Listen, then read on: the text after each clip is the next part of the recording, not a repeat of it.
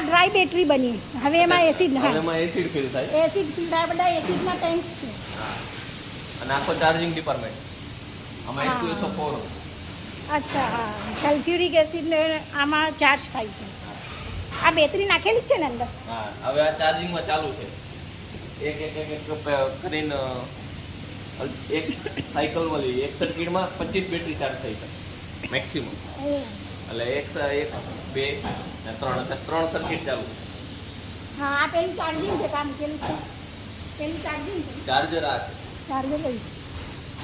આ ચાર્જર છે. આ બંને ચાર્જર. આ બંને ચાર્જર હેવી ચાર્જર આવે. હા હા. પહેલી વાર બેટરી બનતી હોય ત્યારે એને હાઈ વોલ્ટેજથી ચાર્જ કરવું પડે. હા. એના માટે આ મોટા ચાર્જર જોઈએ. આમાં 4 સાયકલ આપેલી છે, 1 2 3 4. એક સાયકલમાં 25 બેટરી ચાર્જ થઈ શકે. એટલે જે 25 બેટરી એકમાં ચાલુ છે, પેલા 2 ચાલુ, પેલા 2 ચાલુ છે. હા, એ બતાવેલા છે. એમાં જે વાયર નીકળે એમાં આ રીતે નેગેટિવ પોઝિટિવ કનેક્શન આપી એક પોઝિટિવ અહીંયા રહેશે, એક નેગેટિવ ત્યાં રહેશે. આખી સાયકલ થઈ ગઈ. અને 72 કલાક સુધી ચાર્જિંગમાં રાખવાનું. 72 અવર્સમાં એની પાકીને રેડી થઈ જાય આખી બેટરી. તો એક કારમાં જે બેટરી મુકાઈ ત્યાં એક જ ને ઓરેન્જ વાળી એક કોઈ બી એક બેટરી. આ એક બેટરી જ મુકાઈ એક કારમાં. કારની નથી, આ ઇન્વર્ટર બેટરી. ઇન્વર્ટર બેટરી છે. હા, આ છે ટ્રકની બેટરી. આ ટ્રકની છે. હા, આ ઇન્વર્ટર શેમાં કામ લાગે?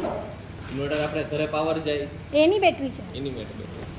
આ ટ્રક ને પાછળ જે ટ્રેક્ટર છે એની બેટરી છે. એ બી ઇન્વર્ટર છે. ઇન્વર્ટર બેટરી નહીં, આ વેહિકલ બેટરી. આ વેહિકલ બેટરી. આ વેહિકલ બેટરી. આમાં આને સિરીઝ કનેક્શન કહેવાય કે પેરેલલ? સિરીઝ કહેવાય, પેરેલલ નહીં. પેરેલલ બે વસ્તુ અલગ છે. પેરેલલમાં એકમાં બે વસ્તુ મતલબ કે 24 વોલ્ટ થઈને ચાર્જિંગમાં થાય. આ પેરેલલ નથી, આ સિરીઝ બેટરી. સિરીઝ છે. હા, પેરેલલ કરવી તો આની જગ્યાએ આપણે 25 ની જગ્યાએ 50 કરી શકીએ ચાર્જિંગ એક સાથે.